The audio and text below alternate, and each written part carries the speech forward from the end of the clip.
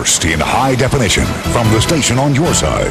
This is WAVY News 10. We begin with breaking news coming in now, the Monitor Merrimack Bridge Tunnel. And you can see traffic moving slowly. Well, actually now it's speeding up a little bit more there northbound. VDOT says there was an accident involving several vehicles. No, it's kind of at a standstill still inside the tube there. Yeah, there was some slow movement about a moment ago. We're told this backup, though, is at least 4 miles, so it's a real mess in this part of the area. Avoid the Monitor Merrimack Bridge Tunnel right now. Hopefully that'll get cleared up soon.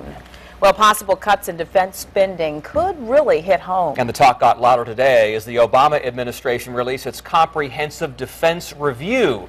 So 10 on your side's Art Kahn's been going through this all day long. Art, what does all of this mean for Hampton Roads? Well, you know, Tom, the truth is we don't know the specifics yet. But as the president said in his remarks at the Pentagon this morning, our military will be leaner over the next decade. The Budget Control Act passed by Congress last year mandates reductions in defense spending, possibly by as much as $500 billion, and that amount could double.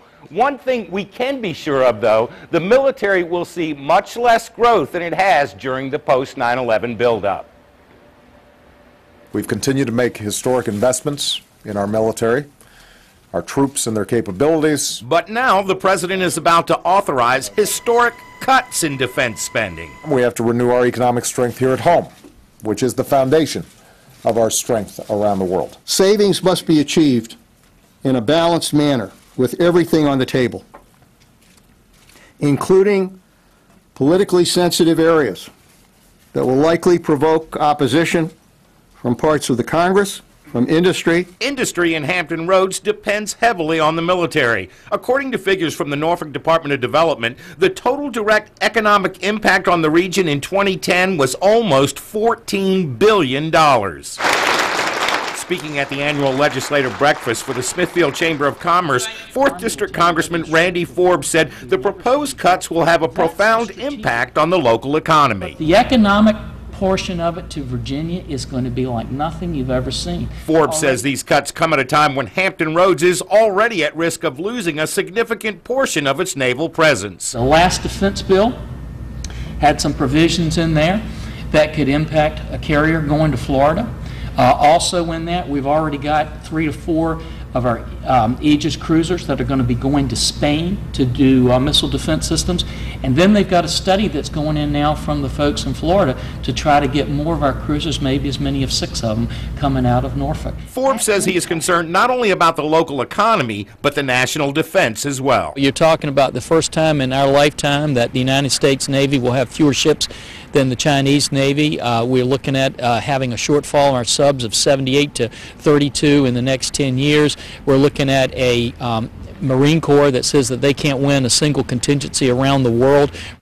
But both the Secretary of Defense and the President say the cuts to the defense budget will be driven by the strategies defined in this comprehensive defense review without sacrificing our readiness and ability to defend the nation. Art Kahn, 10 on your side. And a very important postscript, President Obama says specifics from this review will come in the next few weeks.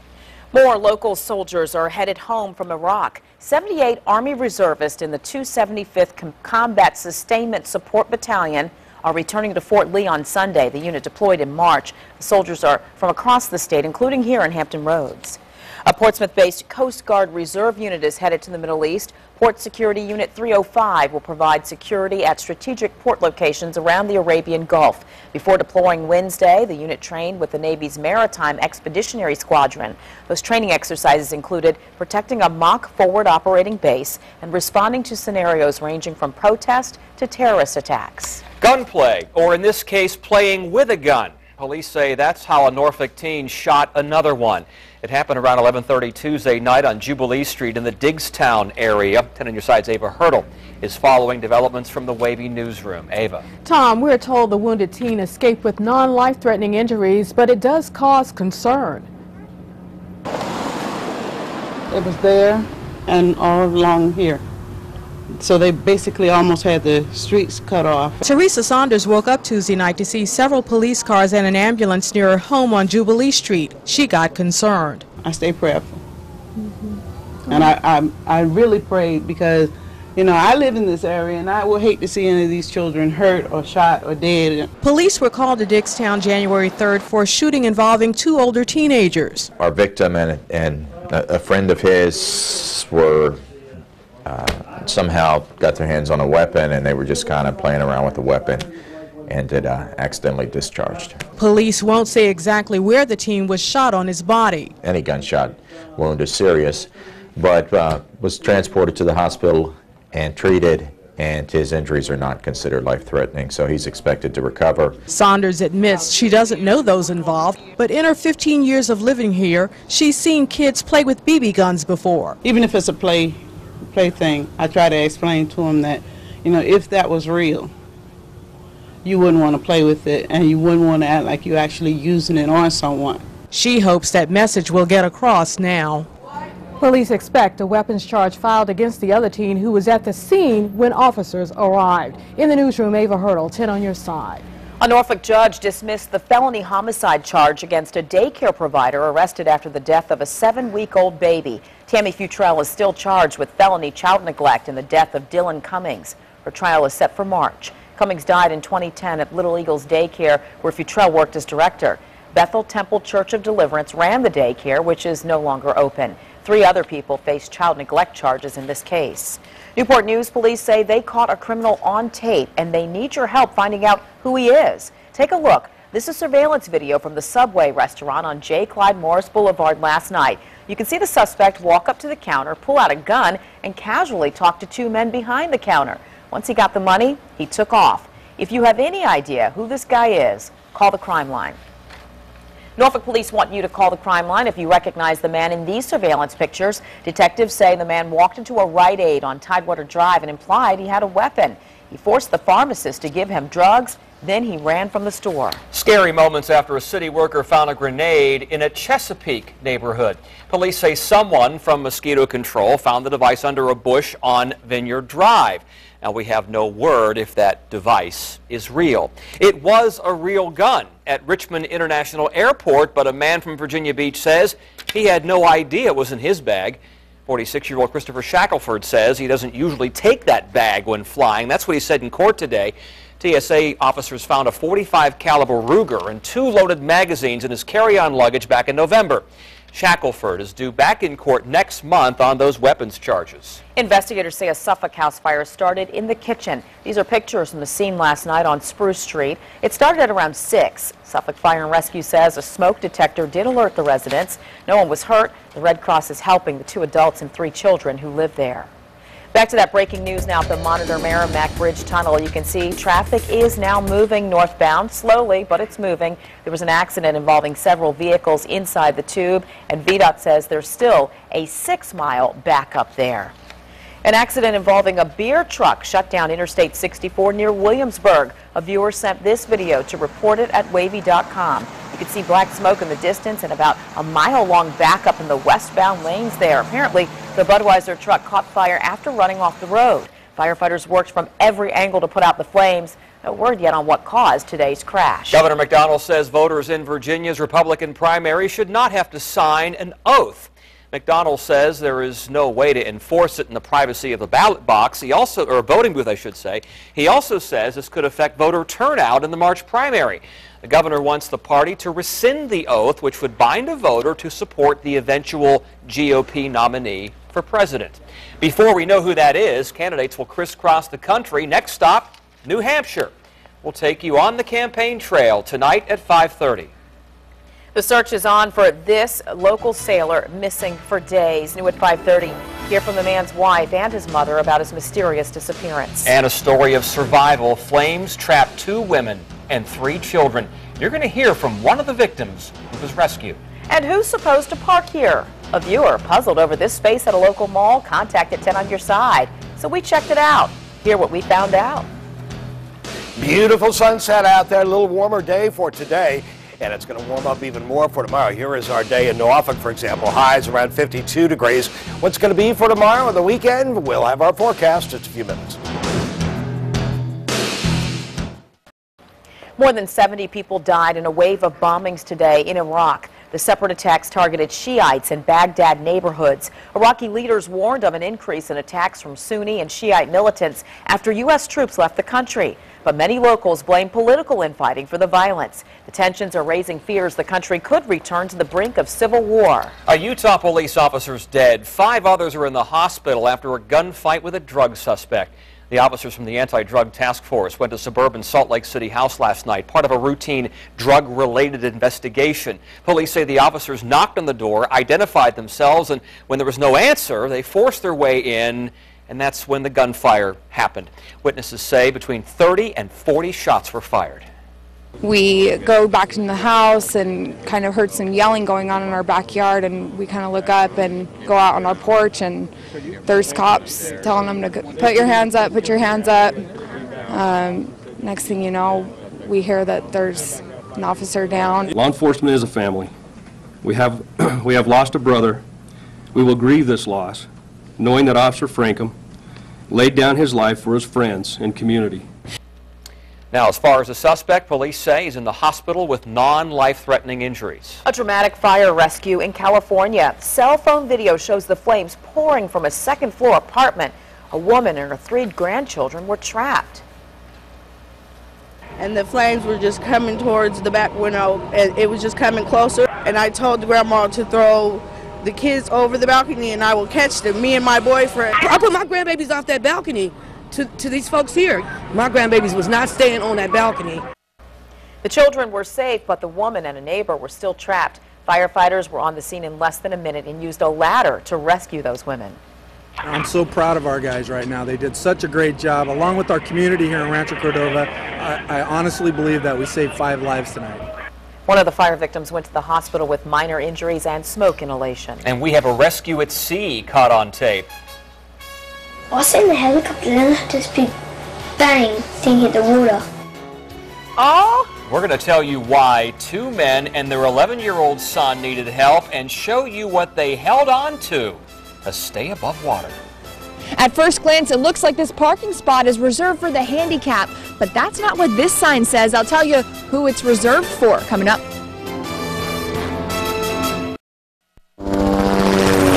You're watching WAVY News 10 at 5 with Tom Shad, Nicole Libus, and Super Doppler 10 Chief Meteorologist Don Slater. A parking space at Lynn Haven Mall prompted a viewer to contact 10 on Your Side. At first glance, the spot looks reserved for handicapped shoppers, but not anymore. 10 on Your Side's Ann McNamara went to Virginia Beach to see for herself. Ann? Tom, I found a handful of parking spaces with conflicting markings, so I asked mall management if there was a change and why. There's a parking space at the Lynn Haven Mall that has people scratching their heads. The handicap police officer thing? Yeah, noticed. Confused about exactly who can park here. Well, if the cop car ain't there, I can use it. But she can't. This used to be a handicap spot. Now the sign says police vehicles only. The mall just hasn't gotten around to cleaning up the paint. That's not the only converted spot. Turns out there are spots like this all around the mall. We wanted to know, and you wanted to know why. So we asked management. Senior General Manager John Westbrook told us, for the safety of our shoppers, we have placed parking spaces for police and emergency personnel in close proximity to the entrances of the shopping center. You know, if they have a reason to do it, it doesn't bother me. Absolutely not. I mean, looking around the parking space, you don't have to park in a handicap space because you're handicapped. But those who need to be closer to the door say the change is an inconvenience when all the other spots are full. Oh, I've come here a few times. All the spots were full. But even that spot was filled. Mall management says the amount of handicap parking spots at every entrance is more than adequate. So what exactly is adequate? Well, all private businesses must follow the same ADA guidelines when it comes to the number of handicap spaces required on their property. So, for example, a business with 1 to 25 spaces requires 1 handicap spot, 26 to 52 spaces requires 2 handicap spots, and so on. You get the picture until that number is higher than 500, and then the number of handicap spots is based on a percentage. I'm Ann McNamara, 10 on Your Side. And mall security tells us parking lot restrictions are enforced by management and community service initiatives. Little warm-up. Little warm up. You know what? It feels like, we're in the Bahamas right now compared to the last 48 hours. Yeah, especially 2 days ago when we had wind chills on down into the upper teens. Oh, thank you. Today, sunshine, beautiful throughout the area. And temperatures warmed on up a little more than we actually expected. We expected around 49, 50. It was around 50, 52 during the day today. Here's a look at what's going on. Super Dapper 10 Live. We've got some clouds moving in, but not a real big deal because, again, there's no moisture within any of that. And last night, we had a few flurries even roll across the northern neck and the eastern shore. Here's what's going on a bigger picture in terms of temperatures, and that is the big deal with our forecast. It's going to warm up significantly. Right now it's 50 in Norfolk, but you'll note the colder air carved on off. Well, it kind of goes on down into the mountains, but basically it's right through here and starting to lift northward, and that warmer air is going to live northward. We've got a couple of warm days ahead. It'll cool off a bit for Sunday, but not all that bad either. Here's what's going on in terms of cloud cover. We are seeing some thin cloud cover throughout the region, and that thin cloud cover will tend to fall apart during the latter evening hours. Here's where things are by 9 o'clock. A west wind at 5 to 10 miles an hour, becoming southwesterly tomorrow morning at about 10 miles an hour. Now, tomorrow during the day, we'll end up with a southwesterly breeze, and that's going to start to draw all kinds of warm air into our area for tomorrow. Tomorrow especially looks warm, especially with the amount of sunshine that we'll have tomorrow during the day. 10 to 15 mile an hour winds at the end of the day. Then winds drop off a bit by Saturday morning. Saturday morning at 7, a light west-southwesterly breeze. Now, things get a little more active by later on in the day as a cool front starts working its way in. Not so much at noon, 10 to 15 mile an hour winds, but by the end of the day, we'll see cloud cover roll on in, maybe a shower, especially into North Carolina. But even then, it's just only one lone little area out there toward Lake Gaston by Saturday evening at 7. So we are going to warm up significantly, but today wasn't bad either. Lots of sunshine, few thin clouds in the afternoon, and it makes for a beautiful sunset. So we're taking kind of a slow time lapse to show you what's going on with that tower cam time lapse. Beautiful out there right now. We'll have an updated one coming up at 5:30. It's generally 45 to 50 degrees, 47 in Newport News, 50 in Norfolk, 46 right now. Pardon me, into Virginia Beach, 47 Hampton, 48 Chesapeake, and 50 in surprising Suffolk. High today again in Norfolk, 52. Low last night, 33. It was generally low 30s last night as far as lows. Now, remember, a couple of nights ago, it was around 17, 18, 19, 20 degrees for a low, so not nearly as cold overnight. It'll likely be pretty close to the same. It'll likely drop on down into the upper 20s and low 30s. High temperature today, generally into the low 50s. A little cooler, surrounded by water. For tomorrow, it'll be 59, 63, 64. Lots of sunshine. Southwest winds 10 to 15. But gusty at times, 61 to around 64 degrees for the south side. For the peninsula, we're looking at 60 to 63 degrees. Middle Peninsula, Northern Neck, Eastern Shore, 59 to 62 degrees. More of a breeze coming in across some bodies of water here will tend to hold the temperature down just a degree or two near the water's edge. But tomorrow we're at 63, good average. It'll range again from around 59 to 64. 60 on Sunday with the addition of afternoon cloudiness. Then we are going to see things cool back down for Sunday, 50. And a slight chance of rain coming up on Monday, 50, 53 on Tuesday. A much better chance of rain coming up by late in the day on Wednesday, possibly into Wednesday night and Thursday morning. Oh, none of these temperatures too terribly bad. The best one looks like it's going to be for tomorrow. Fire fears. Take a look at how close this is burning to homes. We're going to tell you why firefighters are having a hard time getting this under control. A Richmond girl who died from an allergy attack at school will be remembered tonight. Next at 5:30, her mother talks more about her death.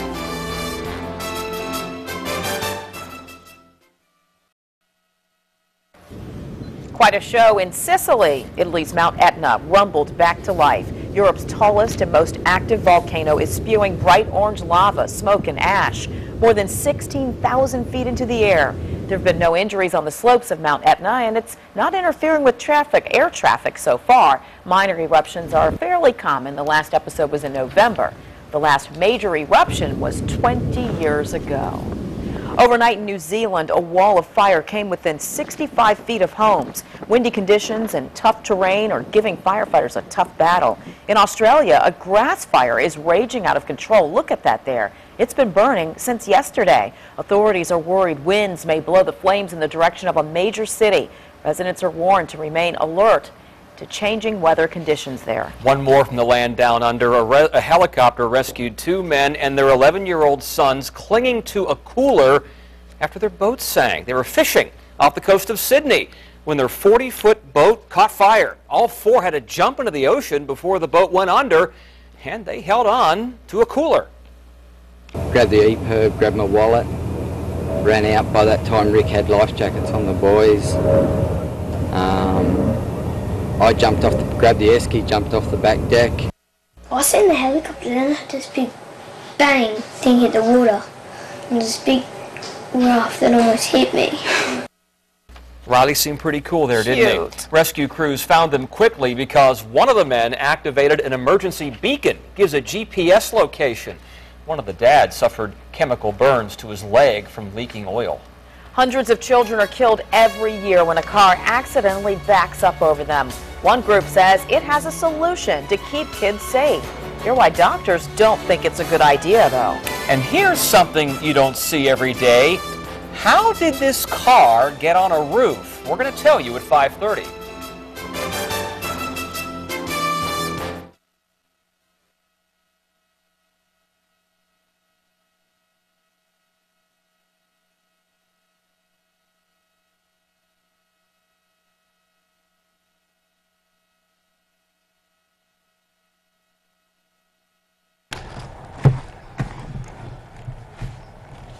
Are you talking to Melanie? About a mic check. 1 2 1 2 1 2 1 2 1 2 1 2 1 2 1 2 1 2 3 4 1 2 3 4. So that's me. Yep.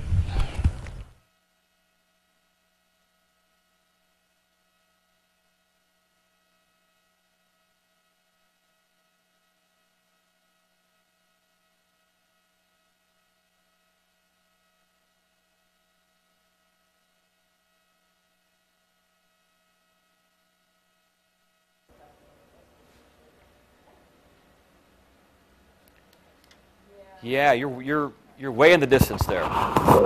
Hello, 1 2 3 4 5. I found out kind of more though, you know, when I'm like, okay. I'm on the sports side. Better, yes. Yep. Okay. Wonder if I can clap.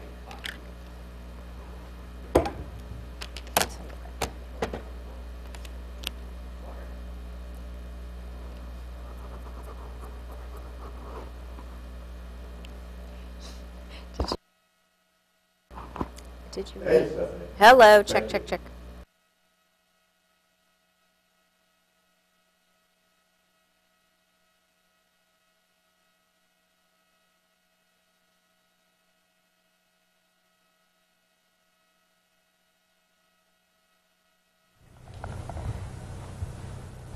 I'm starting with the car. Nicole, this is Sean's.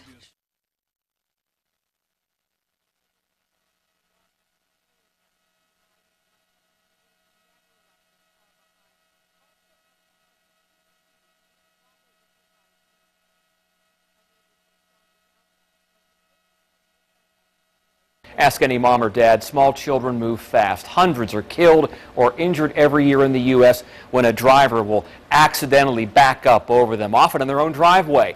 Now, there's an advocacy group, kidsandcars.org. It wants rear-view cameras required in all new American-made cars. The National Highway Traffic Safety Administration has been considering this since 2010. A lot of moms say it's a good idea, but doctors worry it can give drivers that false sense of security. I'd be concerned that people would glance in their view camera, not see a child, and then back up when what they should be doing is just being aware of the children that are in the vicinity of the car. Kidsandcars.org says you can install devices such as rear sensors and special mirrors. Also, teach children that while they can see a vehicle, the driver might not be able to see them. Nobody would argue with that. Stay with us. WAVY News 10 at 5:30 starts right now.